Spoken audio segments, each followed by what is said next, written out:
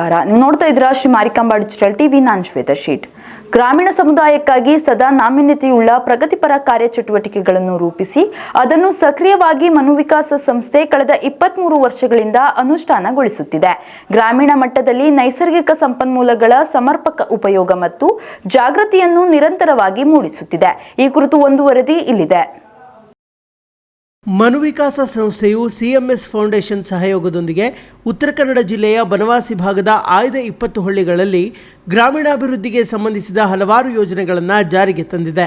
ಸಂಸ್ಥೆಯು ಯೋಜನೆಯ ಭಾಗವಾಗಿ ಗ್ರಾಮೀಣ ಭಾಗದ ವಿದ್ಯಾರ್ಥಿಗಳಿಗಾಗಿ, ಅದರಲ್ಲೂ 5, 6, 7, 8ನೇ ತರಗತಿ ವಿದ್ಯಾರ್ಥಿಗಳಿಗಾಗಿ ಬೀಳೂರು, ಮಾಳಂಜಿ, ಅಂಡಗಿ, ಕಿರ್ವತ್ತಿ, ರಂಗಾಪುರ, ಗುಡ್ನಾಪುರ, ಬಿಸಿಲ್ಕೊಪ್ಪ, ಭಾಷಿ, ಅಜ್ಜರಣಿ ಈ 10 ಗ್ರಾಮಗಳಲ್ಲಿ ಸಮಗ್ರ ಶಿಕ್ಷಣ ಮತ್ತು ಸಂವಹನ ಅಭಿವೃದ್ಧಿ ಕೇಂದ್ರವನ್ನ ಪ್ರಾರಂಭಿಸಿದೆ.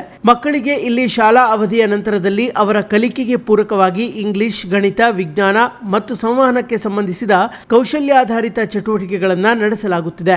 ಈ ಯೋಜನೆಯು ಸುಮಾರು 9 ತಿಂಗಳುಗಳ ಕಾಲ ನಡೆಯಲಿದ್ದು, ಈ ಚಟುವಟಿಕೆಗೆ ಪ್ರತ್ಯೇಕವಾಗಿ ನುರಿತ ಶಿಕ್ಷಕರನ್ನ ನೇಮಿಸಲಾಗಿದೆ.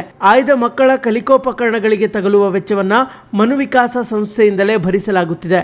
300 ಗ್ರಾಮೀಣ ವಿದ್ಯಾರ್ಥಿಗಳು ಈ ಕೇಂದ್ರದಲ್ಲಿ ಅಧ್ಯಯನ ನಡೆಸುತ್ತಿದ್ದಾರೆ. ಈ ಕುರಿತು ಮನುವಿಕಾಸ ಸಂಸ್ಥೆಯ ಗಣಪತಿ ಭಟ್ ಮಾತನಾಡಿ, ಗ್ರಾಮೀಣ ಭಾಗದ ವಿದ್ಯಾರ್ಥಿಗಳಿಗೆ ಪಟ್ಟಣ ಪ್ರದೇಶಗಳ ವಿದ್ಯಾರ್ಥಿಗಳಿಗೆ ಇರುವಷ್ಟು ವಿಪುಲ ಅವಕಾಶಗಳಿಲ್ಲ. ಅವರಿಗೆ ಸಂಪರ್ಕ ಮತ್ತು ಆರ್ಥಿಕ ಸಮಸ್ಯೆಗಳಿವೆ.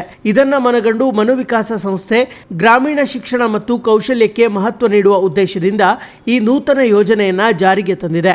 ಈ ಯೋಜನೆಗೆ ಜನಬೆಂಬಲ ಮತ್ತು ಪ್ರಗತಿಯನ್ನ ಅರಿತು ಮುಂಬರುವ ದಿನಗಳಲ್ಲಿ ಇದನ್ನು ಇನ್ನಷ್ಟು ಗ್ರಾಮಗಳಿಗೆ ವಿಸ್ತರಿಸುವ ಗುರಿಯನ್ನ ಸಂಸ್ಥೆ ಹೊಂದಿದೆ ಎಂದು ತಿಳಿಸಿದರು.